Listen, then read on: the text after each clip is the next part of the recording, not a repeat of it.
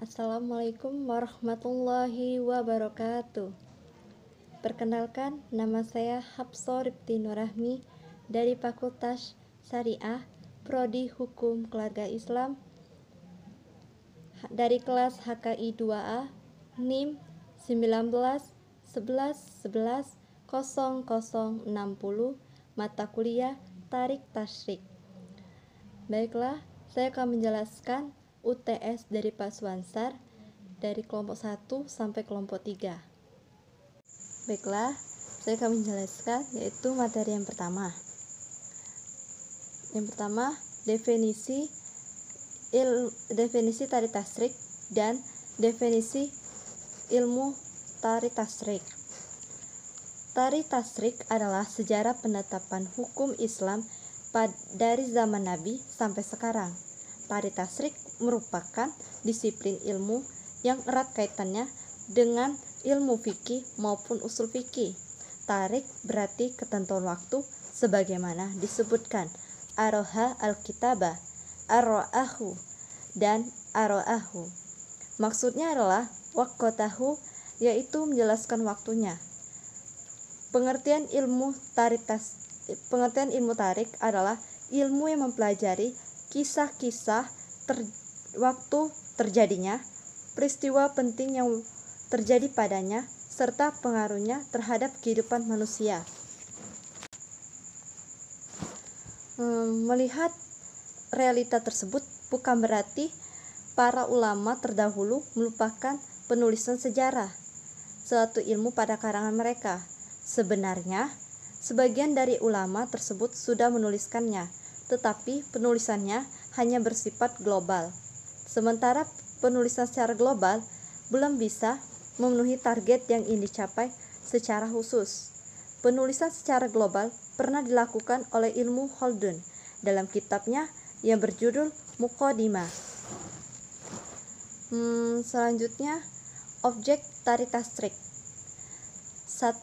Membahas keadaan fikih Islam di masa Rasulullah dan masa-masa sesudahnya untuk menentukan masa-masa terjadinya hukum itu sendiri dan hukum-hukum yang ada dalam Al-Quran. 2. Membahas tentang keadaan fuqaha dan mujahidin yang mengenai fikih Islam. 3. Serta hasil produk mereka fuqaha atau mujtahid terhadap hukum-hukum itu sendiri. 4. Penentuan masa-masa terjadinya hukum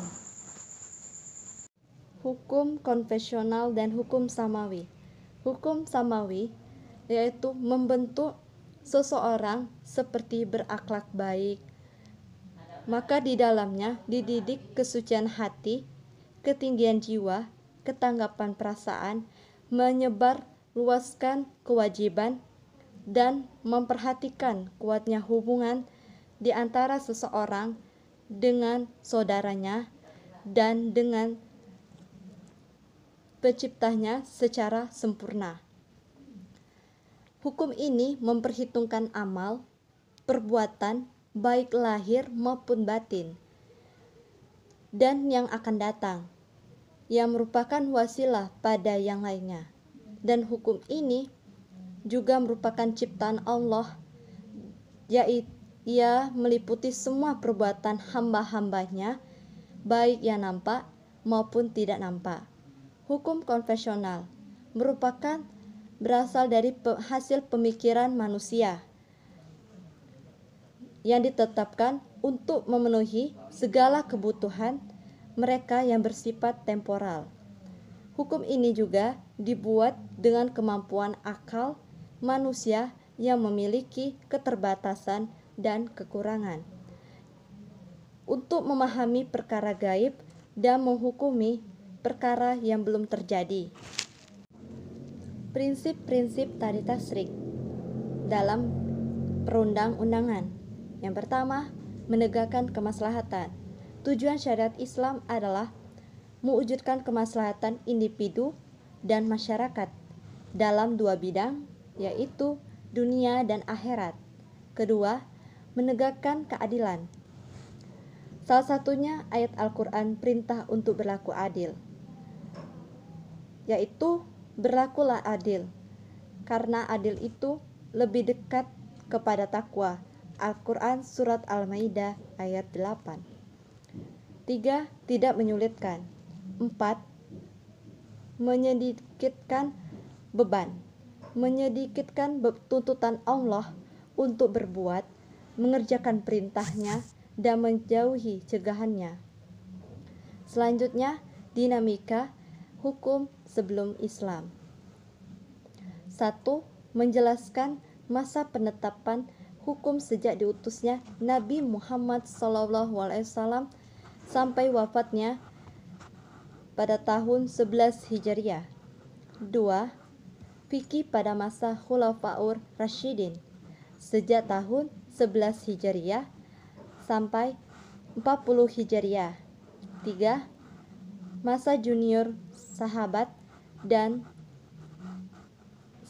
senior tabi'in, mulai dari pemerintah Muawiyah sejak awal abad kedua Hijriah pada tahun 139 Hijriah sampai 172 Hijriah.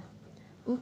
Para ahli fatwa atau mufti pada tahun 197 Hijriah sampai 279 Hijriah. 5. Studi singkat seputar 4 imam dan pokok-pokok mazhab mereka, yaitu tasyrik pada masa Nabi Muhammad SAW. Ajaran-ajaran agama ini tidaklah ditetapkan kecuali pada saat Nabi masih hidup, karena turunnya wahyu Allah terputus dan wafatnya beliau. Syariat ditetapkan dengan 2 cara. Pertama, wahyu yang akan datang dari Allah secara maknawi dan lafzi. Hal ini berupa Al-Quran yang Allah turunkan kepada Nabi Muhammad. Kedua, wahyu dari Allah SWT secara maknawi dan bukan lafzi. Hal ini merupakan sunnah-sunnah Rasulullah. Hanya Allah saja yang memiliki hak untuk menetapkan syariat, sementara Nabi bertugas untuk menjelaskan syariat tersebut. Allah berfirman, yaitu, mereka kami utus dengan membawa keterangan mujizat dan kitab-kitab, dan kami turunkan Az-Zikr, Al-Quran kepadamu, agar engkau menerangkan kepada manusia apa yang telah diturunkan kepada mereka, dan agar mereka memikirkan. Al-Quran Surah An-Nahl ayat 44. Sebagaimana Allah juga menetapkan bahwa hukum-hukum yang Nabi terapkan adalah wahyu yang turun darinya. Allah berfirman, sungguh kami telah menurunkan kitab Al-Quran kepadamu Muhammad, membawa kebenaran agar engkau mengadili antara manusia dengan apa yang telah diajarkan Allah kepadamu. Dan janganlah engkau menjadi penentang orang yang tidak bersalah, karena membela orang yang berkhianat. Al-Quran Surah An-Nisa ayat 105. Tidak ada syariat yang berlaku kecuali apa yang ditetapkan oleh Allah ataupun Rasulullah, karena syariat Islam memiliki 2 pokok sumber hukum, yaitu Al-Quran dan Sunnah.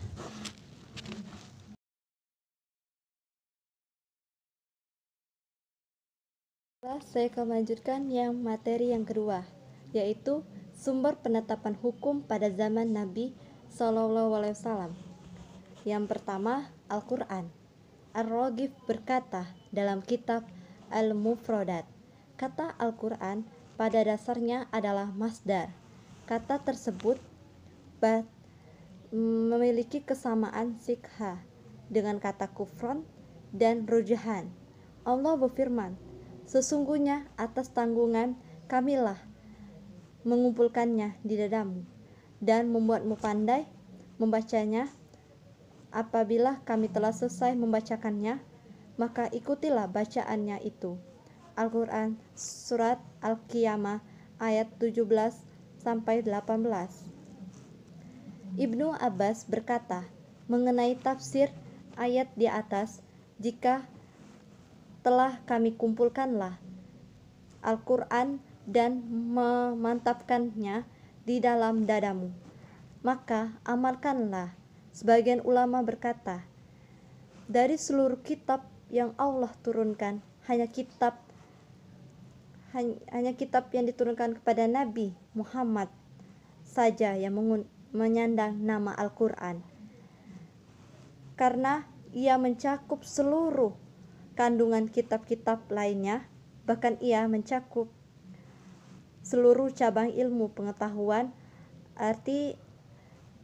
Arti Al-Quran secara bahasa adalah mengumpulkan dan menyatukan. Secara istilah adalah perkataan Allah yang diturunkan kepada Muhammad yang sampai kepada kita secara mutawatir. Membaca isinya dan mengamalkannya, kandungan hukum-hukumnya merupakan bentuk ibadah kepada Allah Subhanahu wa ta'ala. Al-Quran menjadikan siapa saja yang lemah dengan lafal-lafal dan tata bahasanya. Satu huruf dalam Al-Quran saja dapat melemahkan tanpa membutuhkan huruf lainnya dengan cara membentuk sebuah kata. Apabila satu kata dan lebih-lebih satu kalimat dalam ayat Al-Quran, ia akan lebih mampu melemahkan, sebagaimana ia menjadikan siapa saja lemah dengan metode penetapan hukumnya dan penjagaannya terhadap seluruh hak manusia, serta membentuk masyarakat ideal yang menjadi sumber kebahagiaan bagi alam semesta. Al-Quran mengandung pokok-pokok syariat serta prinsip-prinsip yang mencakup hukum halal dan haram. Al-Quran adalah kitab yang penuh dengan petunjuk. Selanjutnya, penetapan hukum di Mekah. Akidah merupakan esensi syariat seluruh nabi yang diutus oleh Allah. Apabila akidah tertanam kuat dalam jiwa masyarakat, maka akan mudah dalam membangun masyarakat yang berpegang teguh dengan syariat dan mengatur hubungan mereka dengan Allah, dengan sesama mereka, serta dengan alam semesta. Penetapan hukum pada fase Mekah yang berjalan selama kurang lebih 13 tahun, fokus dalam pembenahan akidah, memperkuat akar-akarnya, dan menjaga kemurniannya. Surat-surat dan ayat-ayat yang turun pada fase Mekah menggambarkan orientasi akidah dengan mengajak manusia untuk berpikir dan melihat alam semesta beserta langit dan bumi, menyaksikan rahasia-rahasia yang Allah simpan di balik semua itu, dan ketelitian serta kesempurnaan pada alam semesta itu sendiri, yang mana ia tersusun rapi tanpa ada kecacatan ataupun keraguan padanya. Ayat-ayat yang diturunkan pada fase Mekah juga menghapus segala yang diwariskan oleh orang-orang jahiliyah berupa akidah yang rusak dan tradisi yang batil. Sebagaimana ayat-ayat tersebut juga memotivasi untuk berperilaku baik, menyeru kepada penyesuaian diri dalam menjelaskan asas-asas sempurna yang berkaitan dengan yang halal dan haram dalam bentuk perintah maupun larangan. Contoh ayat-ayat Makkiyah mengharamkan mengubur anak dalam kondisi hidup, sebagaimana firman-Nya, yaitu,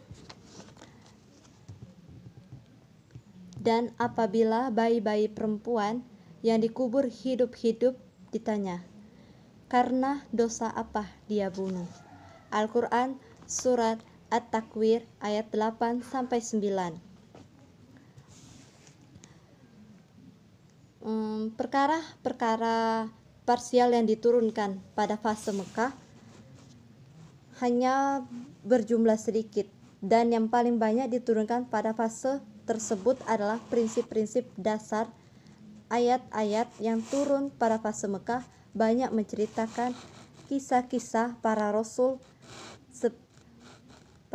sebagai penghibur hati Rasulullah dan sebagai pelajaran bagi orang-orang yang mendustakan dakwah para rasul, juga sebagai pengokoh prinsip-prinsip agama yang Allah turunkan melalui para rasul yang diutus olehnya, supaya orang-orang musyrik mau beriman kepada Allah dan menerima ajakan para rasul yang diutus. Selanjutnya, penetapan hukum di Madinah. Penetapan hukum di Madinah mengarah pada pembentukan masyarakat dan menetapkan aturan dalam hal kemasyarakatan. Dan langkah pertama yang diambil oleh Rasulullah dalam membangun masyarakat adalah mempersaudarakan antara kaum muhajirin dan kaum ansor, yang dengannya orang-orang ansor lebih mengutamakan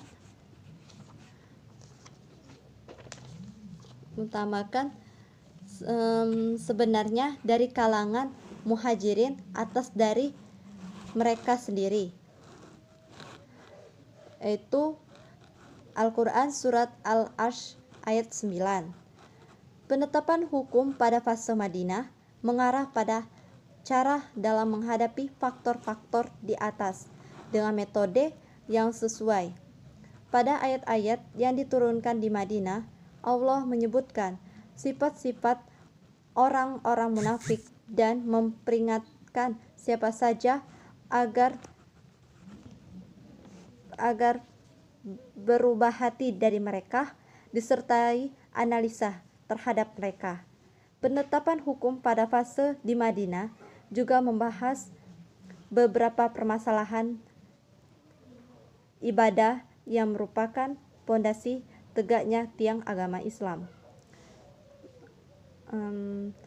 Allah mensyariatkan zakat, puasa, dan haji melalui ayat-ayat yang diturunkan di Madinah. Kesimpulannya, bahwa penetapan hukum fase Madinah membangun rambu-rambu terhadap umat Islam dari semua isi. Ia menjelaskannya urusan hubungan kemasyarakatan dan politik kekuasaan. Nabi Muhammad adalah sebagai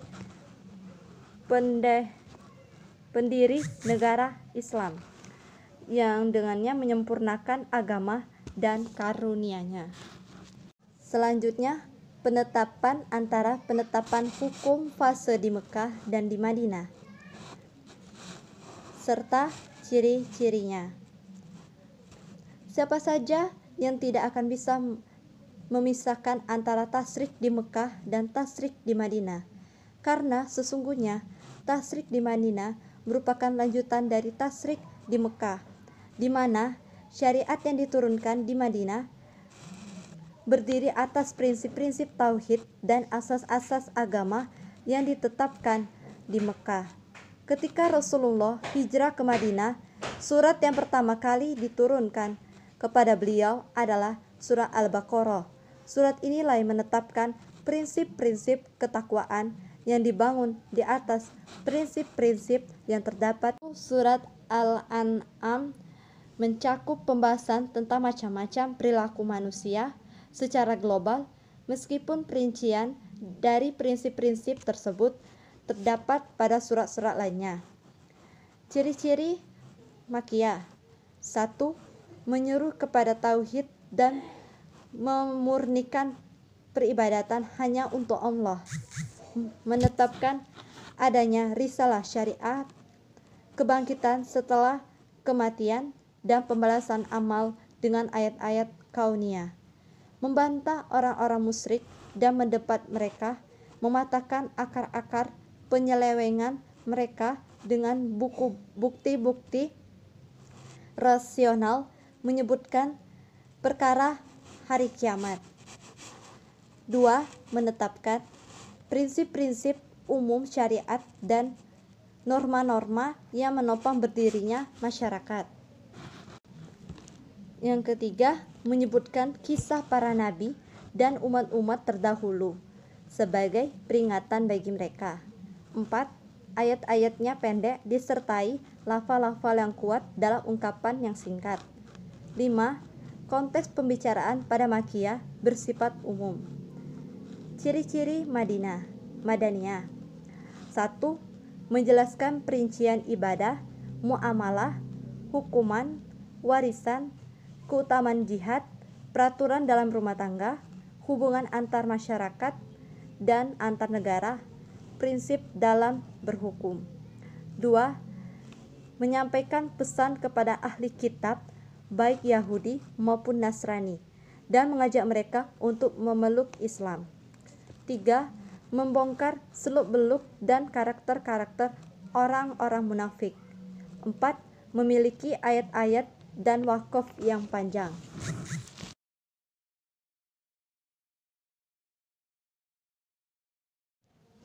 Materi yang ketiga yaitu gaya Al-Quran dalam memerintah dan memberi perintah, pilihan, serta metode dalam menjelaskan hukum. Pertama, metode Al-Quran dalam meminta untuk mengerjakan perbuatan. 1. Kalimat perintah yang jelas. Salah satunya Al-Quran Surat An-Nahl ayat 90. 2. Al-Quran mengabarkan bahwa amalan tertentu diwajibkan bagi seluruh manusia, bagi seluruh hamba Allah. Salah satunya Al-Quran Surah Al-Baqarah ayat 183. 3. Al-Quran mengabaikan bahwa amalan tertentu diwajibkan bagi seluruh manusia atau bagi sebagian kelompok dari mereka saja. Salah satunya Al-Quran Surah Al-Baqarah ayat 233. 4. Al-Quran mengabarkan bahwa perintah untuk beramal ditujukan kepada kelompok tertentu. Salah satunya Al-Quran Surah Al-Baqarah ayat 241. 5. Wasiat untuk mengerjakan suatu amalan. Salah satunya Al-Quran Surah An-Nisa ayat 11. 6. Mengantar perbuatan yang diminta kepada tuntutan dari perbuatan tersebut. Salah satunya Al-Baqarah Surah Al-Baqarah ayat 228. 7. Al-Quran meminta untuk mengerjakan sesuatu amalan dengan bentuk perintah yang berupa fi'il am, kata perintah, atau fi'il mudhari yang bersambung dengan huruf lam am. Salah satunya Al-Quran Surat Al-Baqarah ayat 238. 8. Al-Quran mengungkapkan kewajiban amalan tertentu. Salah satunya Al-Quran Surat Al-Ahzab ayat 50. 9. Al-Quran menyebutkan amalan sebagai jawaban untuk syarat tertentu pada sebagian tempat. Salah satunya Al-Quran Surah Al-Baqarah ayat 196. 10. Al-Quran menyifati amalan tertentu dengan kebaikan. Salah satunya Al-Quran Surat Al-Baqarah ayat 220. Kedua, metode Al-Quran dan meminta untuk meninggalkan perbuatan tertentu. 1. Kalimat larangan yang jelas, salah satunya Al-Quran Surah An-Nahl ayat 90. 2. Menunjukkan keharaman sesuatu, salah satunya Al-Quran Surat Al-A'raf ayat 33. 3. Menunjukkan ketidakhalalan sesuatu, salah satunya Al-Quran Surah An-Nisa ayat 19. 4. Larangan yang berbentuk fi'il mudhari yang didahului oleh lam nahiyah, huruf lam yang menunjukkan larangan, atau fi'il am yang menunjukkan perintah untuk meninggalkan sesuatu, seperti tinggalkanlah, biarkanlah, jauhilah. Salah satunya Al-Quran surat Al-Isra ayat 34. 5. Meniadakan kebaikan pada perbuatan tertentu. Salah satunya Al-Quran surah Al-Baqarah ayat 177. 6. Meniadakan terjadinya perbuatan. Salah satunya Al-Quran surat Al-Baqarah ayat 193. 7. Menyebutkan perbuatan disertai akibat darinya yang berupa dosa, yaitu Al-Quran surah Al-Baqarah ayat 181. 8. Menyebutkan perbuatan beserta siksaannya. Salah satunya Al-Quran surah At-Taubah ayat 34. 9. Menyifati perbuatan dengan keburukan, yaitu Al-Quran surat Al-Imran ayat 180. 10. Meniadakan sahnya perbuatan menggunakan lafal makana. Salah satunya Al-Quran surat Al-Ahzab ayat 36. Ketiga, metode Al-Quran dalam memberikan pilihan antara melakukan perbuatan atau meninggalkannya. 1. Lafal halal yang disandarkan atau dikaitkan pada kata kerja, yaitu Al-Quran surat Al-Maidah ayat 1, Al-Quran surat Al-Maidah ayat 4. 2. Meniadakan dosa dari perbuatan tertentu, yaitu Al-Quran surat Al-Baqarah ayat 203, Al-Quran surat Al-Baqarah ayat 182. 3. Meniadakan dosa dari perbuatan tertentu, yaitu Al-Quran surah Al-Maidah ayat 93, Al-Quran surah An-Nur ayat 38. 4. Meniadakan larangan atas suatu perbuatan, Al-Quran surat Al-Mumtahanah ayat 8. Keempat, metode Al-Quran dalam menjelaskan hukum. 1. Sebagian ayat-ayat Al-Quran yang berkenaan dengan hukum turun dengan format paten, sehingga tidak lagi kesepakatan di dalamnya untuk berijtihad. Seperti ayat-ayat yang menyatakan wajibnya sholat, zakat, puasa, dan ilmu mawaris yang menentukan jatah bagi para ahli waris. Sementara sebagian ayat-ayat Al-Quran lainnya untuk menunjukkan maksud yang paten, sehingga ia membutuhkan pengkajian dan ijtihad terhadapnya. 2.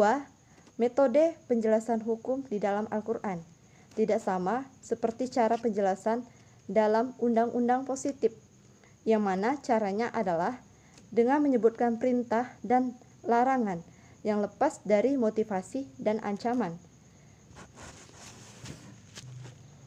Metode Al-Quran adalah dengan menyebutkan perintah dan larangan disertai pesan moral yang dapat diciptakan kewibawaan dan rasa selalu diawasi pada diri setiap hamba. Begitu juga mewujudkan kenyamanan dan rasa keberuntungan dalam tempo dekat maupun tempo jauh. 3. Dalam memaparkan ayat-ayat hukum Al-Quran tidak sama dengan kitab-kitab karangan pada umumnya yang menyebutkan berbagai hukum dalam satu permasalahan di satu tempat dan tidak mengulanginya di tempat-tempat lainnya, meskipun pembicaraan hukum tersebut masih dibutuhkan. 4. Mayoritas hukum dalam Al-Quran turun secara global. Hal ini memberikan isyarat tentang tujuan-tujuan penetapan syariat dan prinsip-prinsip agama yang komprehensif. Syariat dan prinsip-prinsip dan perincian hukum yang global hanya dijalankan pada hukum-hukum yang membutuhkan perincian agar ia jauh dari area perdebatan, seperti masalah akidah dan ibadah, atau yang dibangun di atas motif yang tidak berubah-ubah, meskipun waktu dan tempatnya berubah-ubah, seperti permasalahan warisan, pernikahan yang diharamkan, dan hukuman untuk sebagian perbuatan pidana. Para ulama dan peneliti tidak pernah memiliki kesepakatan tentang jumlah ayat-ayat ahkam yang membahas seputar hukum di dalam Al-Quran. disebabkan karena pada pemahaman mereka yang berbeda-beda serta arah maksudnya yang bermacam-macam. Itulah penjelasan saya dari kelompok 1 sampai 3. Sekian, terima kasih. Wassalamualaikum warahmatullahi wabarakatuh.